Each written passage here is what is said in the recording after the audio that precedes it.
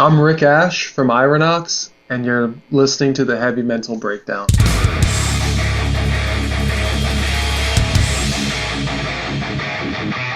For anyone who doesn't know who you are, what's just kind of a surface level Rick Ash? What can you tell us about you?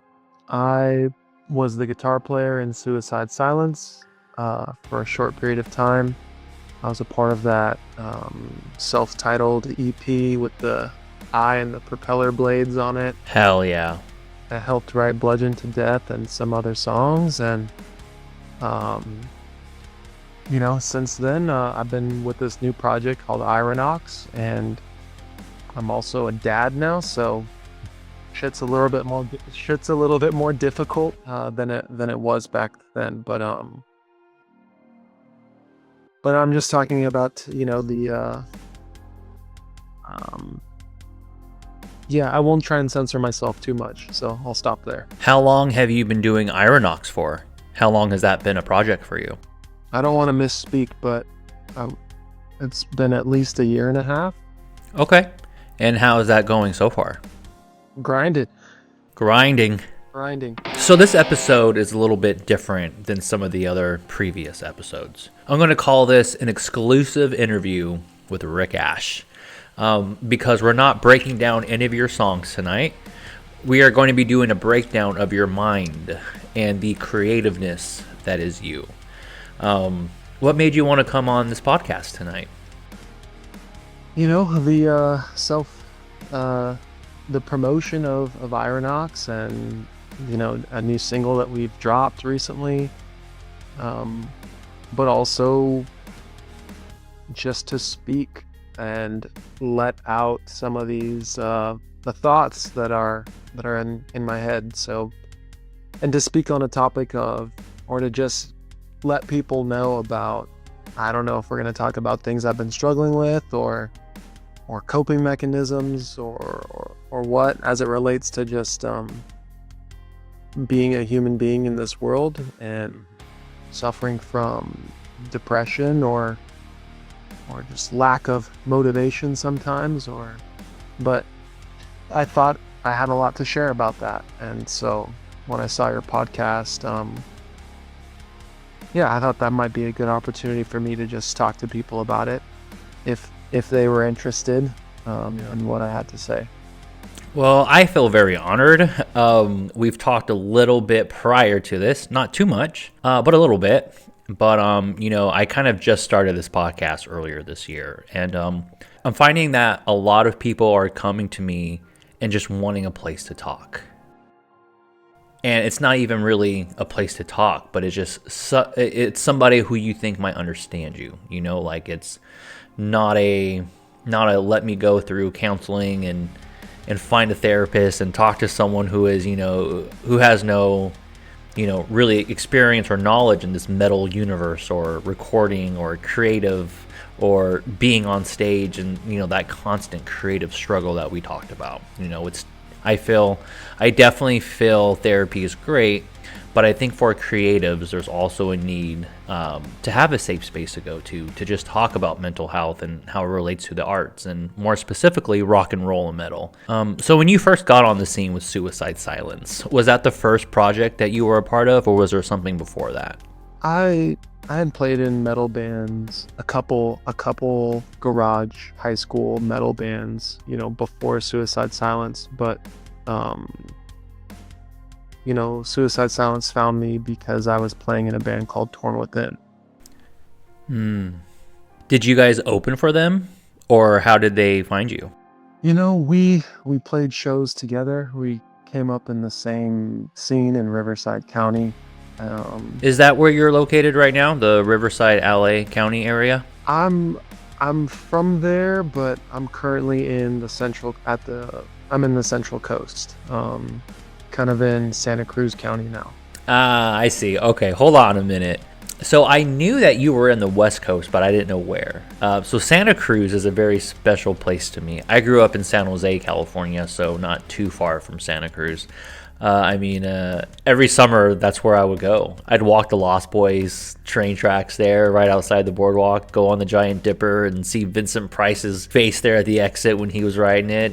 I'm a big horror fan, so Santa Cruz, but not even just that, just family memories. And so Santa Cruz area, Bay Area holds a very special place in my heart. And I think being by the water is very therapeutic in a way too. I've always loved going to the beach. I'm not a beach fan. I'm not wanting to be like, let's go to the beach and jump in the water, but I love just being near the water, even if I'm just walking by it or looking at it, just having that ocean smell and that breeze and I can sit there all day. But I hate the heat, so I don't. How long have you been in that part of town for? It's been 4 months. Oh, okay. So you just moved out there. I was in Colorado, and that's where Irah Nox is from, I would say. Oh, okay. But with me coming out here, and we picked up a new member in the band who's also from California, so we're kind of transitioning into sort of claiming both California and Colorado. It's important to mention that our other guitar player, Ian, our lead guitarist, he is on the complete opposite side of the Rockies. He might as well be in a different state. So that's why I like to mention that he's in Montrose. And so the band is Denver, Boulder, Montrose, California. So one of the first things I wanted to discuss with you, and we don't have to discuss this part for too long because I don't want to make it about this, but I think it is a very good topic that people would find really interesting to hear your perspective of. One of my favorite quotes of all time, and it might have been said before this, I don't know, but one of my favorite quotes of all time is, "Keep listening to music because it gets you through everything." And that was said by Mitch Lucker. So the quote has always been true for me. So we'll talk for a quick minute on Mitch. Were you guys close? So yeah, the time that I spent with being in the band with Mitch was somewhere around 2 years, which, looking back on that and being almost 40 now, it's like, wow, that was a fragment of time. Yeah. But music was my life then, and so rehearsing and hanging out and being in the same rehearsal space and practicing and same van and traveling and shows and shenanigans after shows. Spent a good deal of time with him. But again, because this question has come up, more and more recently as I've talked more and more about it. When I look back on that time, it's like, yeah, I guess, to some degree, I don't feel like we knew each other that well.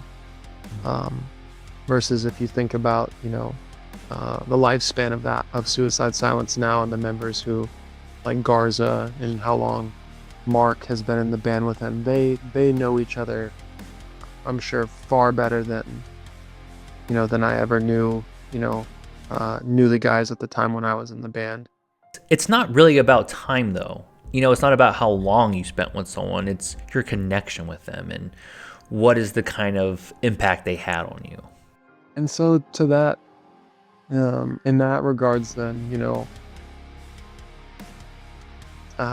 we knew each other well, we worked with each other, and I wouldn't have even called it work back then because we were playing in a band together. But that just goes to show you how my mind has changed. Yeah. Being older and the type of standards I set for myself. But I guess I didn't know too many intimate details about his life and tribulations that he might have been facing. For example, I knew about or maybe a relationship that he was involved in, or a girl that he was seeing, or what shows he might have been getting ready to go to, and things like that. I didn't know his father and his mother too well, or things like that.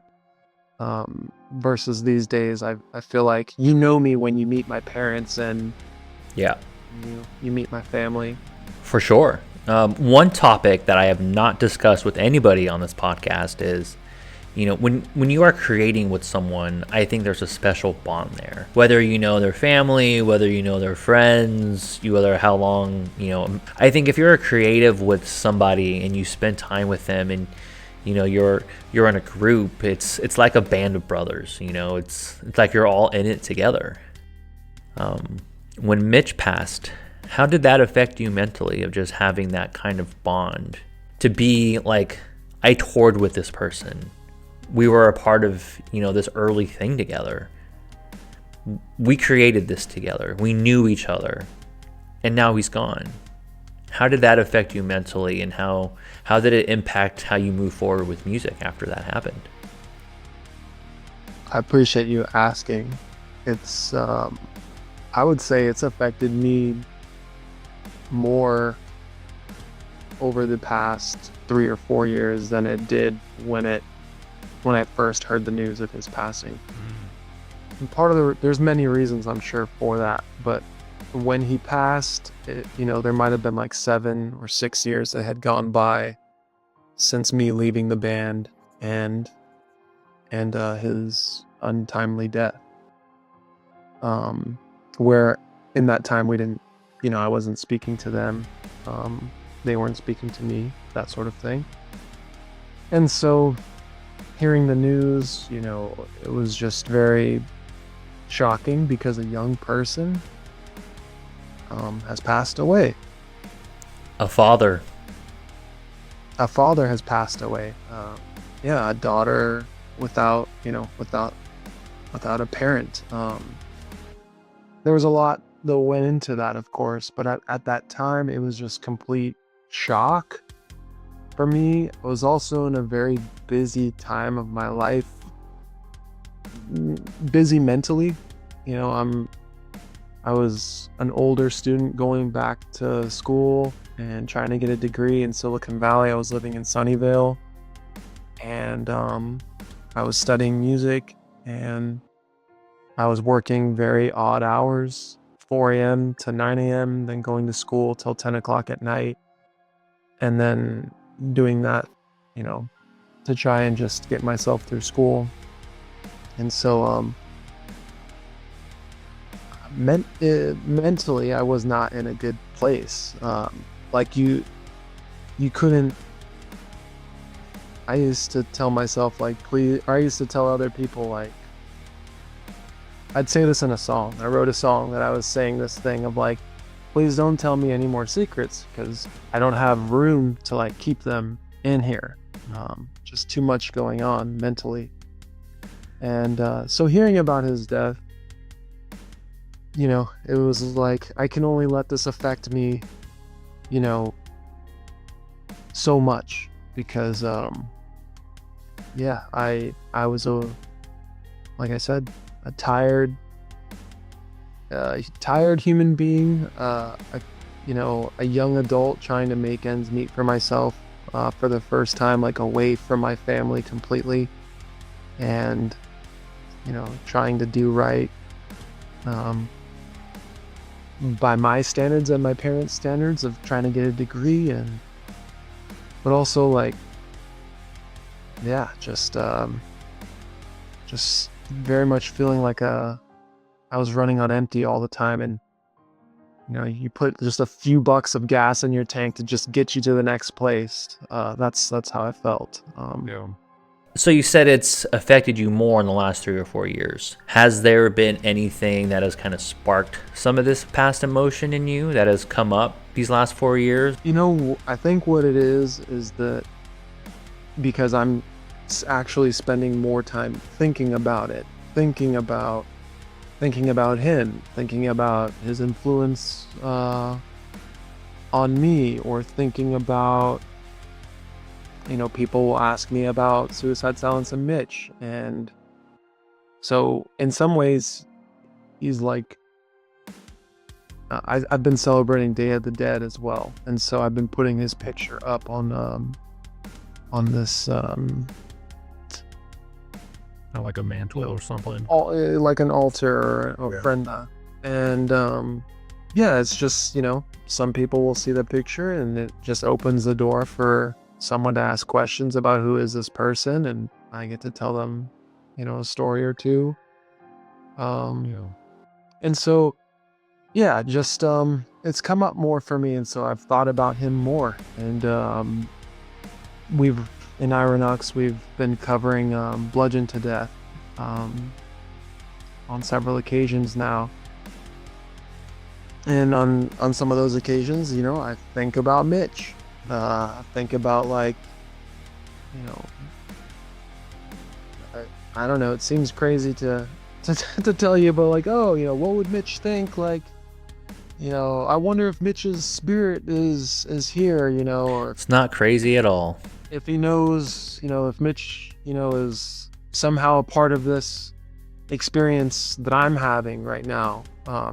Because Mitch knew me, and like, we wrote this song together, and so, like, stuff like that has been coming up. And so there are many occasions where I'm like, yeah, I believe that the Mitch is, like, happy that it sounds so stupid talking about it now, but No, it doesn't. that this music and the memory, because obviously playing that song, people are remembering Mitch. They're remembering other things, and so We all think about our legacy and what it was and what it is and what it's going to be. And for someone like Mitch, who passed away way too early, who already had in a short period of time made such a major impact on metal, his legacy is something that I think is very important to keep alive. And I think it's important to honor those, especially those we knew. You knew him. I don't know what the afterlife is or spiritual things. I have no clue. But I would like to think when we honor those that somehow they feel it. And I think there's no better way of honoring someone than just to remember them and to have their picture up and, look at them and play a show and have them in your heart. We don't know what any of this other thing is.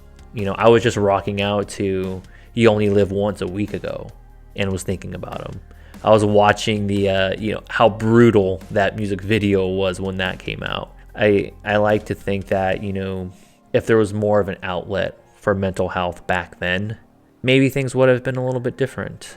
I think the best way of just honoring them is just remembering them. And I think you're doing a great job. And I think it's really brave for you, this amount of time has passed and to still be talking about them and be reflecting on him and honoring him and, playing, shows and just having him in your mind. So I think it's very admirable to just, come out and, come up and do that. you said it well. Yeah, just I didn't think that I would be, I'm gonna, Irah Nox, we're gonna, incorporate a song from back in the day that I used to play. We're gonna incorporate Bludgeon to Death. No way was I thinking, like, oh yeah, and I'm gonna keep Mitch in my heart as this, happens. So that's exactly what was happening. What I'm ultimately saying is I've been pleasantly surprised at this experience of practicing remembering those who have passed, and him being a person that, as you put it, has really made a mark on metal music in such a short period of time. Like, he made a mark on my life then, helped give me the story that I have of being in that band at that time. And so, yeah, I'm happy to remember him, and yeah, has been bringing a smile to my face. So Good. Well, I think it's special that you had that short bond with him. Yeah, that's something not many people can say that they have, and I think it's a special thing.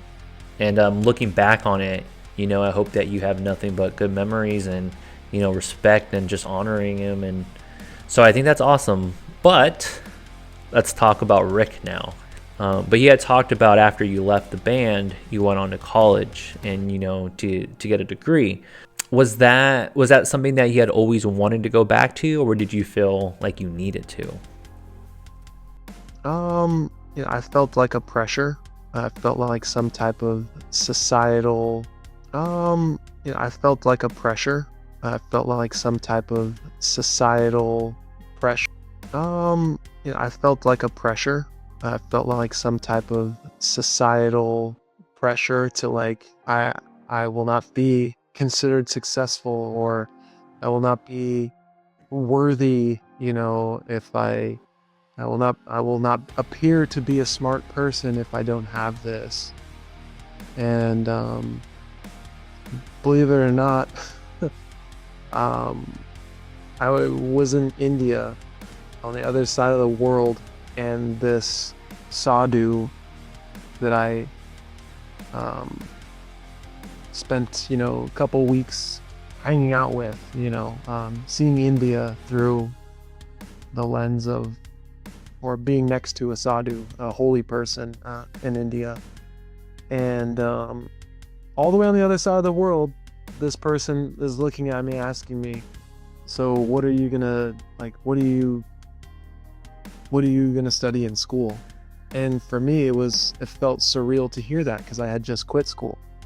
And it felt like the universe, through him, telling me like, you're gonna go back to school.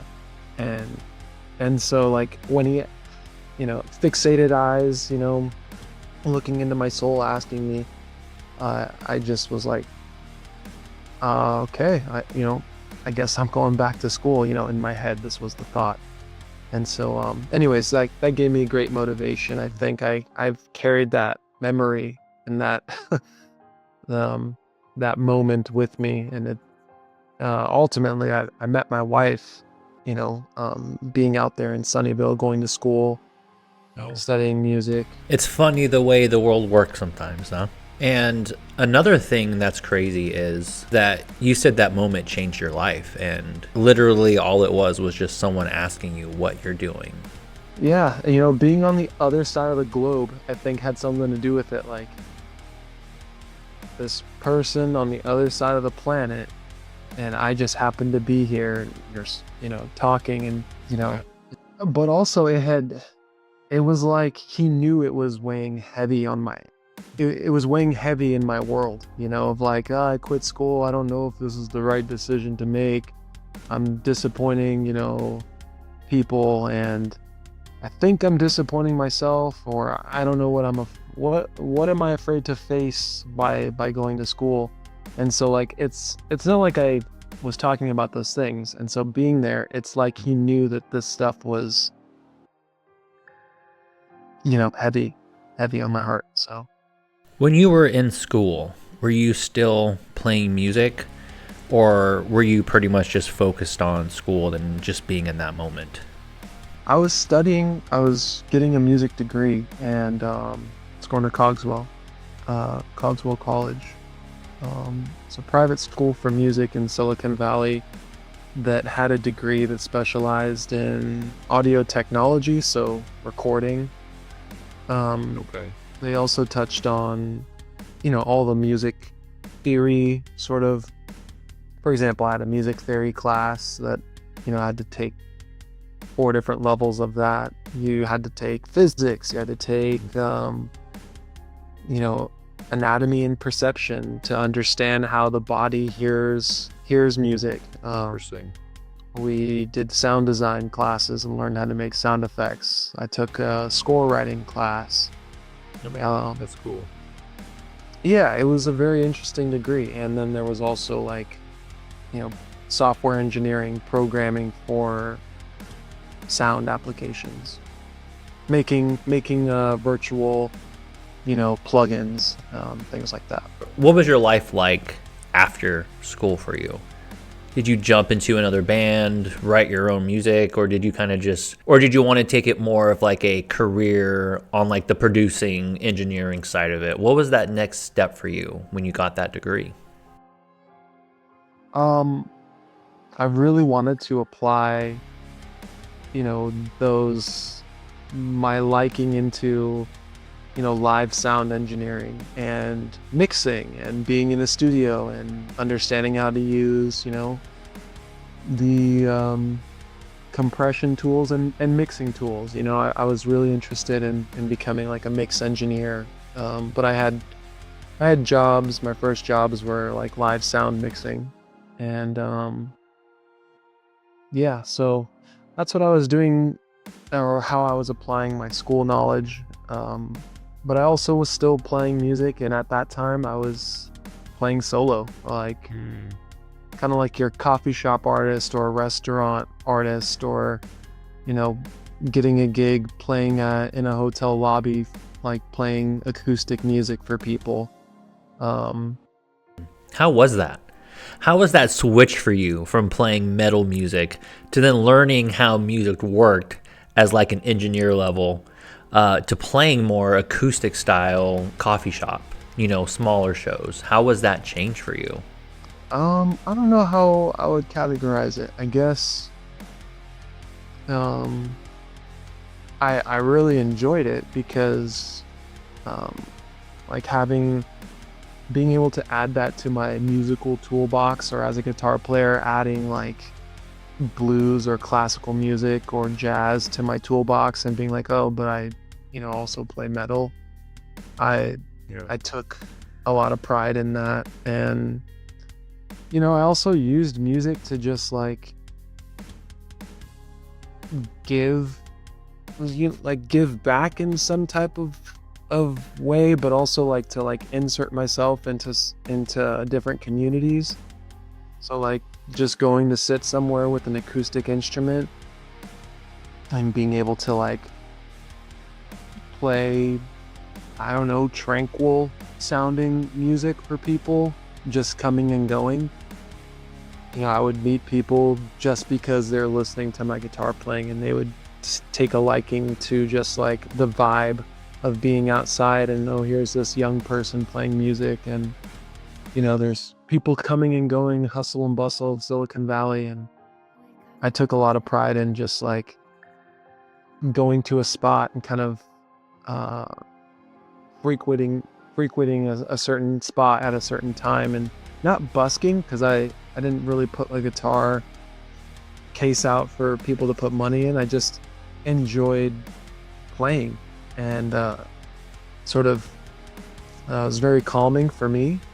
Also, people would tell me, like, I would be feeling calm, but then to hear someone be like, wow, thank you, I've been listening, I appreciate what you've been doing, that really filled me up, filled up my cup, if so to speak.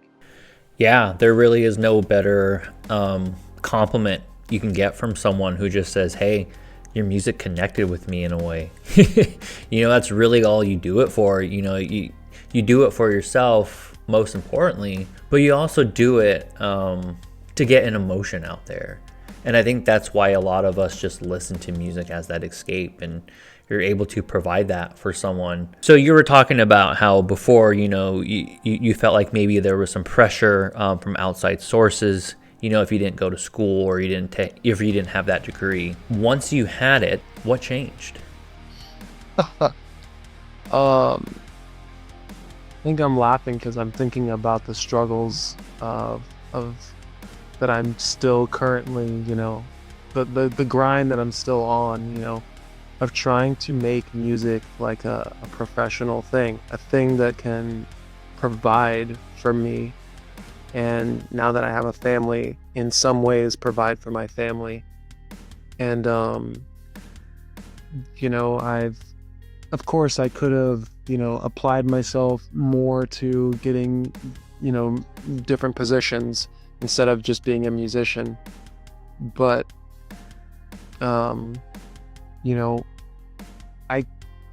there have been points since I got my degree where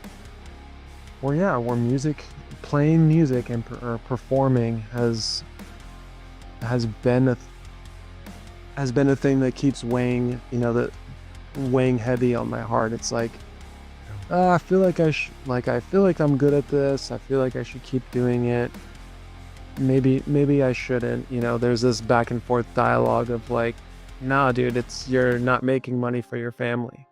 But there will be people that I meet in my life that really value,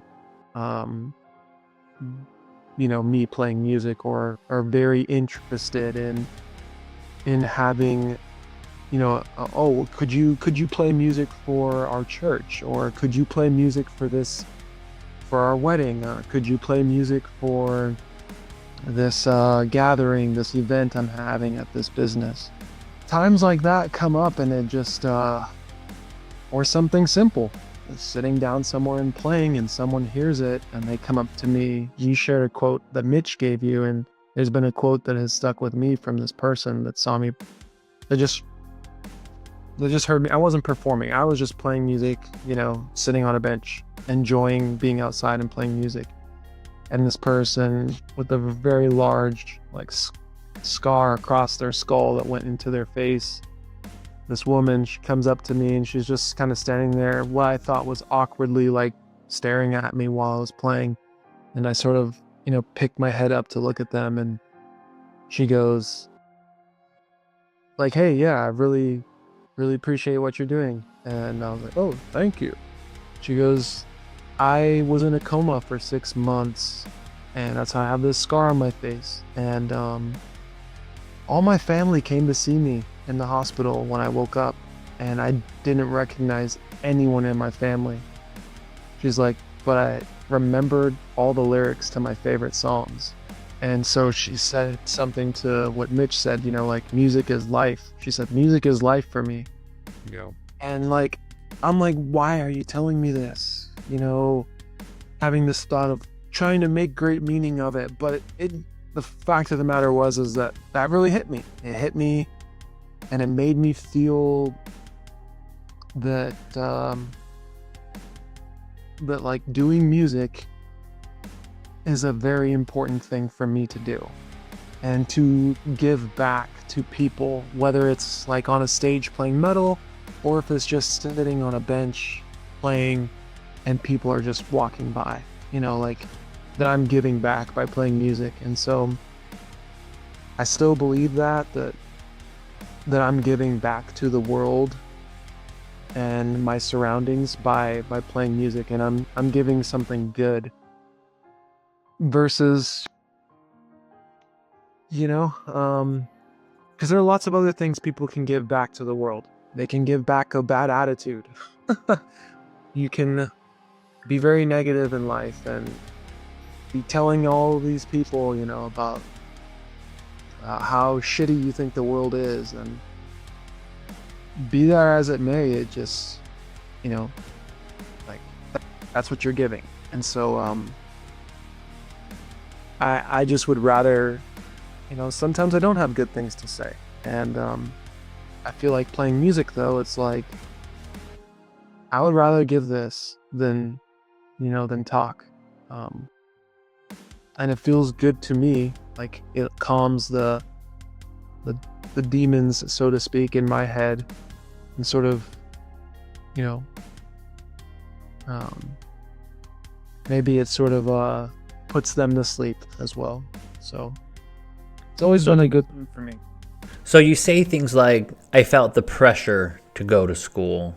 Even after you graduated and had it, you still felt pressure. It seems like a lot of it is what's coming from within you, but then you combat it with, I want to give back. I want to be able to provide an experience or an emotion with people, but I also want to put my own demons to rest.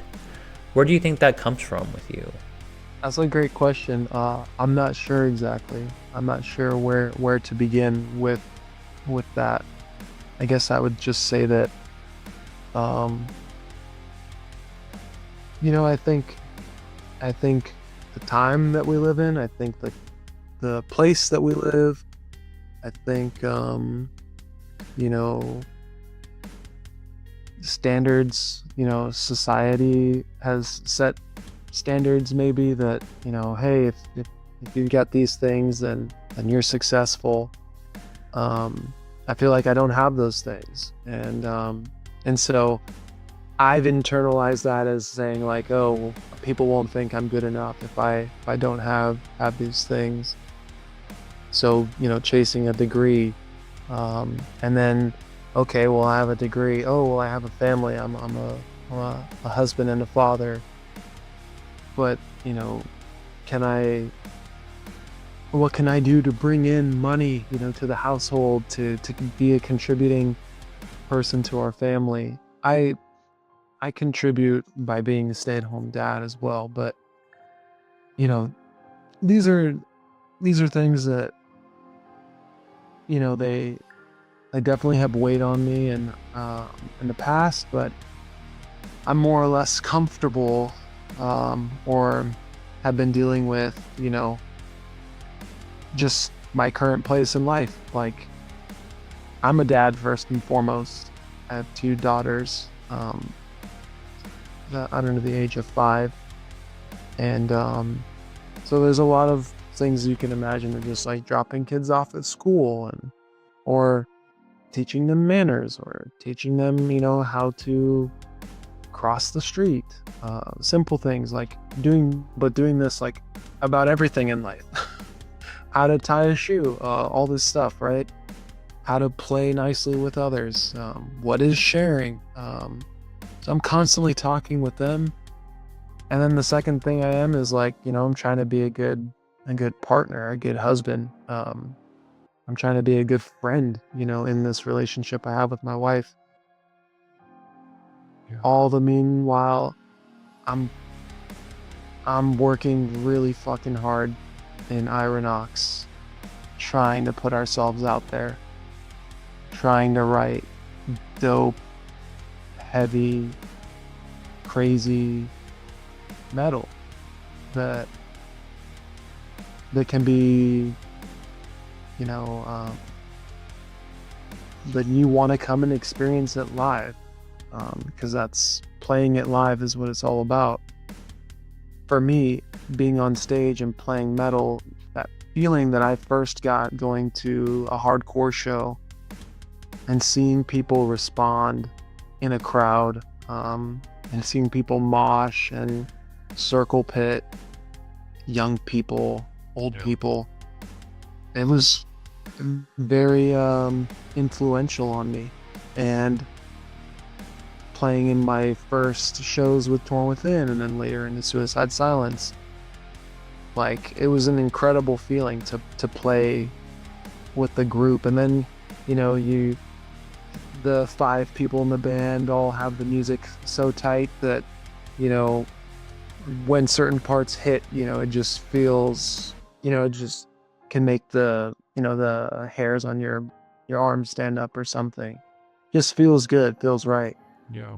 So, like, I'm trying really hard to make that dream come to life while being stay-at-home dad and husband and father and partner, you know what I mean? Perspective is an interesting thing, because some may look at you and be like, man, he got to go on tour and be a part of something really special really early on, and you're doing something bigger than yourself, as in being a husband, being a father, and raising kids. And a lot of times we're in our own heads. We don't know. We don't focus on those things for some reason. We don't see how somebody else on the outside can see our life. And I mean, man, you have a degree, you have all these skills, you have a family that loves you, you have kids who adore you, you have this history and this background, but there's still a part of us that's just like, that just wants more. If I don't reach this one thing, then what am I doing? And it's a very hard place to be in. Looking back on these last like 25 years or so, like, is it hard to think about? Or do you look back on it with, wow, that was really cool?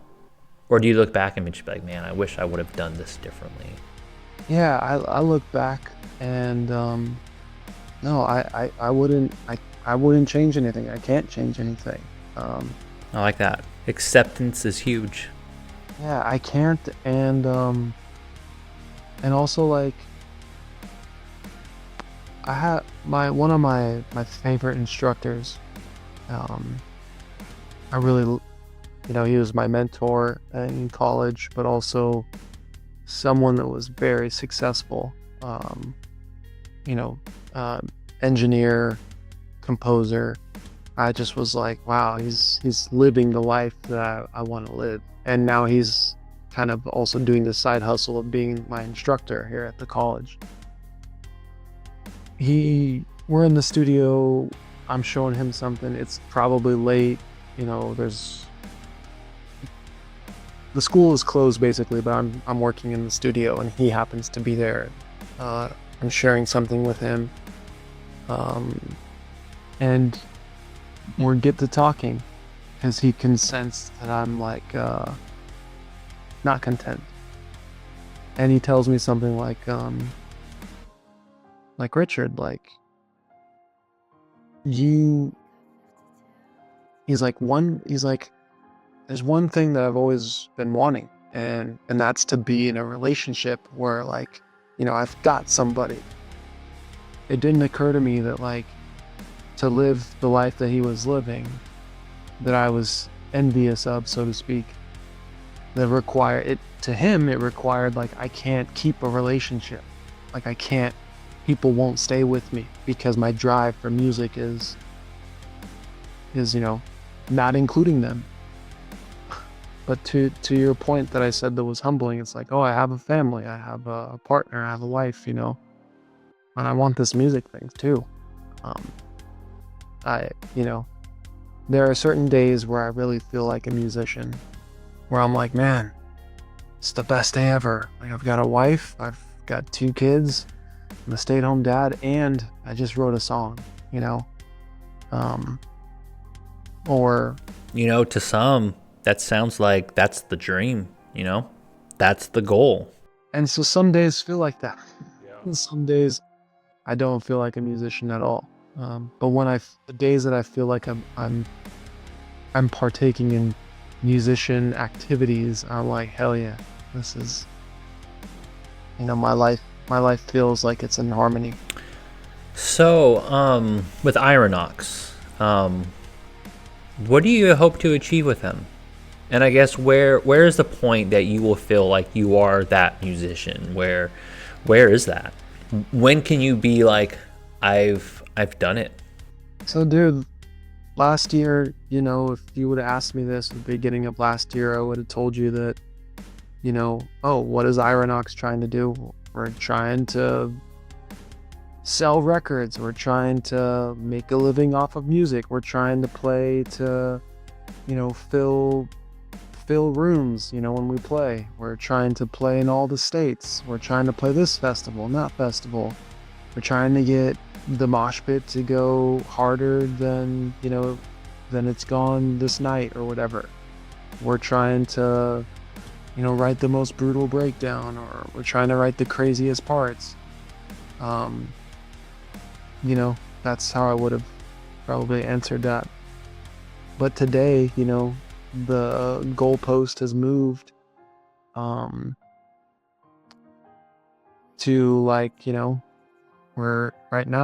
I'm trying to write a dope record, a second record, and that's really all this is what I'm focused on outside of being a parent and those things. So then, is there an end goal that you're trying to reach here? Because you talk about always chasing it and not feeling fulfilled, and is the goal just full time and then that's it? You're happy and you've made it, or is there more to it than that? Yeah, I'm not sure that I would put it in those words of it being full time, but I would say that right now the current goal is to write a dope ass deathcore record, a second record for Irah Nox, and I have hopes and dreams of touring that record, but my only goal right now is to just write a record that people want to listen to, that people will like. Of course, I want to like it too, and so I'm trying to navigate how can I have fun first making it. It sounds like you're looking for something more than fun, though.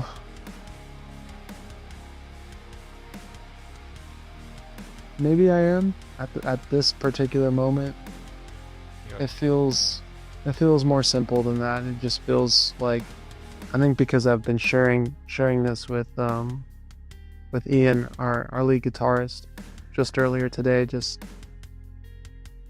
like, man, this past year playing music, I made it such a serious, and like it became such a stressful thing. And when I think about my life in suicide silence, let's say, of course I was younger, but and I didn't have a I didn't have kids, but the experience was fun. Like, it was just like, I think we were having more fun than it was stressful. Yeah. And so, with writing music, I really enjoy writing music, and I don't want it to be a stressful endeavor. I don't want it to be this thing that feels like I'm making it too complicated by, I don't know, by trying to achieve too many different, landmarks. It's like, can I just sit and have fun playing music, and then while I'm doing it, if something sounds cool, like, yeah, I'll record it. Mm-hmm. And I'm encouraged because, I had 4 hours. I took, one daughter's in elementary school and the other one's at preschool for a few hours, and in that limited amount of time, I was able to come up with something, and it was fun. I wasn't like making it too hard for me. Like, some days I would sit down and be like, I gotta write something. And it's gotta be to this standard. It's like, no, I just, I want to get back to just having fun doing it. I know that I feel like I'm good at it. And so, like, I don't want to worry too much about it. I want to just, get back to just playing music, having fun. And I know if I do that, then there'll be things to record. So.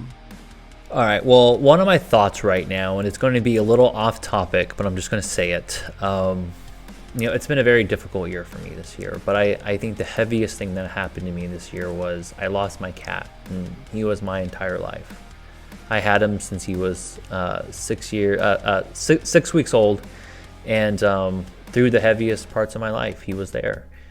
He was. I always said it was me and him versus the world, and I saw a cat on your bed, and one of my first thoughts was, man, he's so lucky he's got that cat.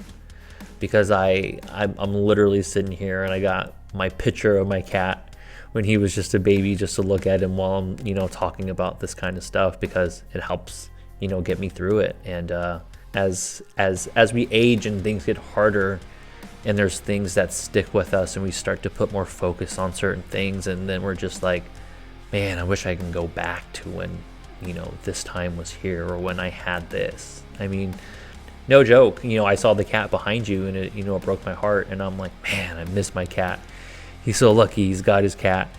And it's like these little things that we take, that we could take for granted, that just make us so happy. And, you talk about having 2 kids that are there with you, and a wife that loves you, and, family. And, there was a moment, man, where that's all I cared about. And I'm like, I want that companionship. I need it. I feel one of my purposes in life is to be a father and to raise kids. And it just kind of goes back to your perspective on, man, it's interesting how our minds work. Sometimes we're just so focused on, goals and dreams, and comparing ourselves now to, where we were when we were 21. And, I used to love this then, and now it just feels like a job. And I was so close to it here, and then it just got away from me. And if I can just get back to that, and I'm not at all saying that that's what you're going through or anything, but I think a lot of creatives are that way. We're just kind of wired that way. And when all these great things in our life are happening to us, it's easy to push it aside and not appreciate it for what it is in that moment. But then once something is taken from us, it's like, man, I wish I would have enjoyed it a little bit more. No, bro, you're you're correct, and I appreciate what I'm hearing, because this has been a point of contention. It's like, this is what you're doing, Richard. Like, you're a dad, you're a stay-at-home dad, you're, and I'm kind of like talking as if I'm Elizabeth, and Elizabeth's like, and you're married to me, and like, these are the kind of the responsibilities you've got, and like this music thing is really taking a lot of your, like all your other time is going towards that, and I'm like, yeah, but I deserve it, I spend all the time with the kids, like I've got no time to myself. It's interesting to hear you say you deserve it. Because I'm talking about time for me to just, and so this is what I think I was alluding to, is that hasn't necessarily been a healthy mindset for me. And so, that's, I feel like I'm still coming up, through the sand of just being like, that's why, sharing with you, like I want to write a dope record, and it's not like about I deserve it. It's just like, I'm feeling very inspired. I'm feeling very creative, and the time that I do get, I'm not gonna try and stress out too much about like I'm not getting enough time, or I'm not getting this or that. It's like I'm gonna have fun doing this, and I'm sure good things will happen. And that's sort of the mindset, versus like, yeah, I deserve this, or this is, I need this, or I want that. It's like, my mindset is definitely shifting, but I think I was telling you that, I'm suffering from depression, and I didn't realize that like this is just something that can be turned off, once you're married, and my relationship with my wife is good, and and everything is great. It's like, yeah, but I'm still feeling some type of way, and so like it's like an iterative process, and so like, I might be feeling optimistic about where I'm at right now, but it's an everyday thing is what I'm trying to say. Like tomorrow I gotta take steps to hopefully, maintain that positive mindset. Yeah, I think I relate to you a lot more than you might think. I'm dealing with bipolar.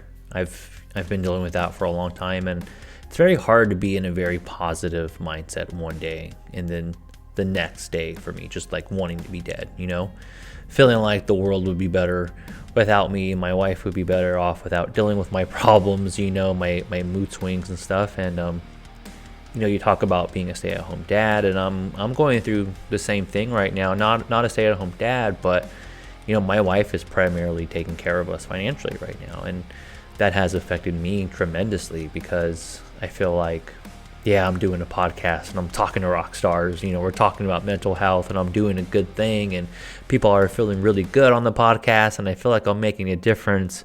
But then in my mind, I'm like, this isn't generating income right now. Like, what am I doing?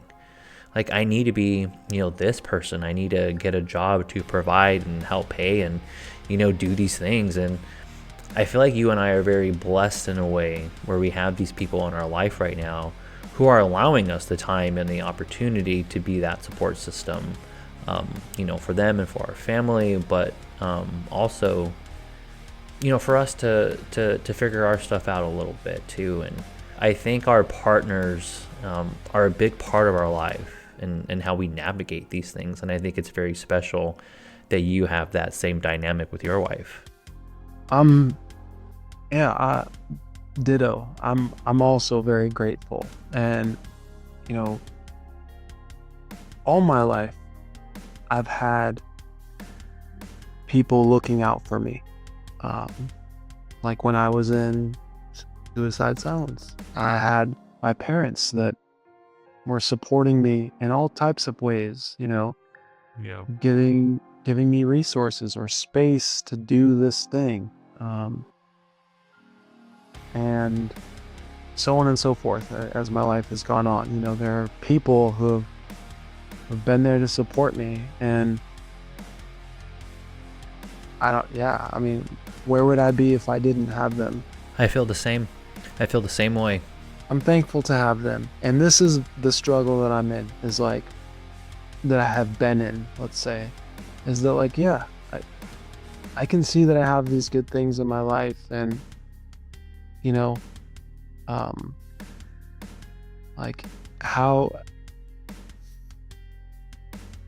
can I just like accept the position that I'm in life and make the best of it? Like, yes, I'm glad I have this family, but I want to do this music thing. It's like, Richard, make the best of what you got, dude.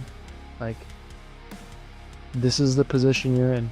Like, if you want to play music, it's going to be late at night or early in the morning when your kids aren't awake. If you want to, be in this band, it's going to require, traveling quite a bit, or Being away from the kids and wife, yeah, for sure. Whatever it is, like, this is what it's going to require. And if that's not going to work for you, then this life ain't for you. Then, like, just make it simpler and focus on them. And so, yeah, I feel like I'm getting to the place of like, I'm a stay-at-home dad, first and foremost. Like, I gotta do that job really good first before I do this whole musician thing really good too. And I'm happy. I'm happy that I feel like life is giving me a chance to, yeah, dude, you can have a family and be a musician and do it really well and be successful at it. What does success look like? I'm not sure. But I will take success as, me being healthy mentally and physically, my family being healthy. And What do you think it would take for you to be mentally happy? Putting aside family and other responsibilities. As you talk about that, you've been depressed. How long have you kind of known that this is what you're in and it's affecting you to this level? it's been like 3 years, I guess, that I don't know that I was diagnosed by a therapist, but therapist was basically like, yeah, this is called depression. Was there maybe something that happened before that maybe sparked it? Or just, the additional pressures of being a father? It was making that transition of Yeah. being a stay-at-home dad. It's like, like I said, I thought I knew what that was going to be like, but Do you feel like maybe it's like a pride thing too, where you feel like, well, I'm not providing the way that I could, and this is just the position that I'm in, but if I can just get out of this, then I can be happy again. What do you think it would take to get you out of that? like I said, I think I have days where, where I'm able to sort of break up the negative self-talk that's happening in my head, and I'm able to sort of stop it early on and then go about continuing my day. That's like a good first step, is just like being able to be aware and watchful of that negative talk. I like that you said that, the negative talk. I'm going to change it to negative self-talk. There's a book that I read that actually changed my life. It's called What We Say When We Talk to Ourselves. And it's all about how it's just patterns. It's repeating these cycles that, oh, I'm depressed, or I'm not good enough, or I need this, I need that. But if you just change the wording, in your own head to, I would like this, but if that doesn't happen, then it's okay. Or I'm not where I want to be right now, but I'm going to work hard to get there. Or I'm not making money yet on this project, but I would like to, and that's the goal. But just being content in the moment and just rewording the things you say, because all those things just, they stay with us. And if we let them stay there, they're just going to fucking destroy us, dude.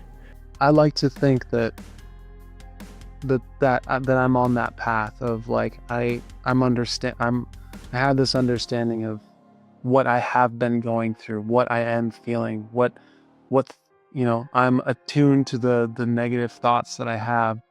And Irah Nox means watchful night. And I've taken that to really mean like there's a lot of thoughts that people will have throughout a day, but you are not your thoughts. Like, be watchful of those negative ones and try to break that cycle. And, that's literally what I've been doing, is like paying attention to when I'm beating myself up or I'm saying things that aren't conducive to me, feeling healthy. Breaking that up, noticing it, breaking it up, and then, just trying to take the next step. Because like we're saying, it doesn't just go away overnight. It's kind of like a thing that you got to keep on keeping on with. And that's where I'm at. That's where I'm at. Feeling blessed, struggling with, that negative self-talk, but doing my best to rise above it.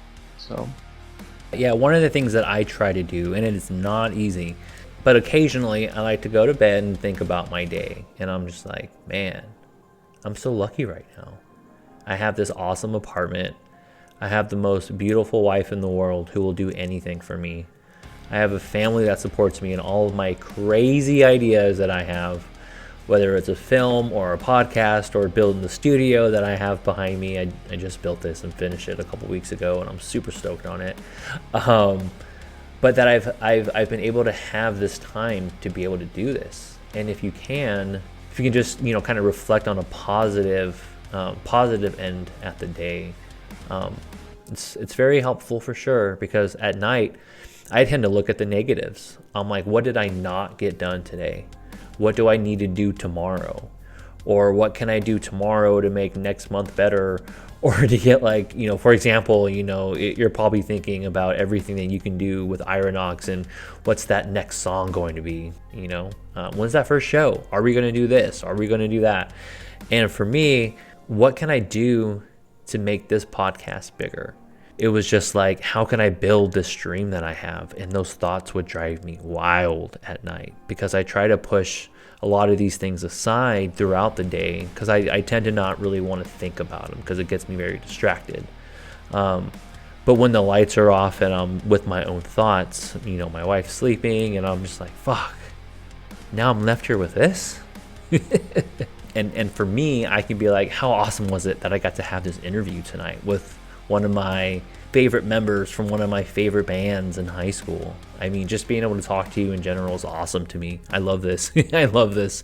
And I love hearing your stories. So to me, I'm like, this podcast was actually a big deal to me. Like today's podcast, interviewing you, was a big deal to me because of who you are and your past and your history, and how Suicide Silence played such a big role in my life in high school and just wanting to play music. So it's like finding those little things to be excited about and to appreciate. And, sometimes it makes the pressure a little less heavy, and you can see the little things and appreciate them a little bit more. Matt, yeah, I really appreciate the voice, that you've provided in my world, some of the things that you've said. And I will also be, have these things to marinate on and be like, yeah, that thing that Matt said about appreciating this or looking at life that way. Same thing, man. I'm definitely going to be taking that with me. And I will say, I do need to get going so I could put these kids to bed.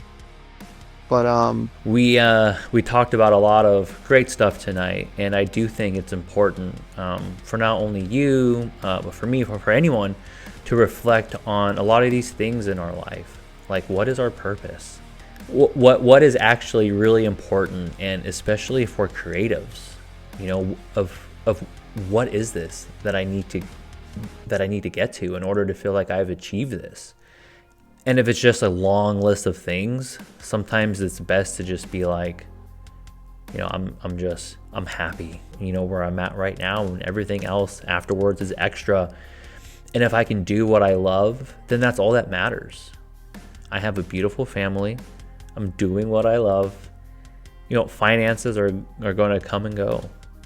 It's like, you know, you're going to get to that point where you're back on stage, and it's just, what do you do in the moments when you're not doing that? And how are you looking at it and enjoying your life being there? So that's a great thing to kind of reflect on. And I really hope that anything I said tonight can bring a little bit of comfort or some reflection that helps a little bit later on. It's about talking about these struggles through music. You know, we're all just trying to navigate it together, but you're not alone, man. We all feel these thoughts too. And I think just feeling like you're not alone is just a little bit of comfort too, you know? definitely.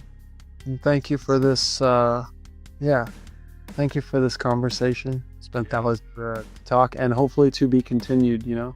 Absolutely. And when the new Irah Nox album comes out, we'll do a full breakdown of whatever track you want to do. So, you know, we'll just have to do this again.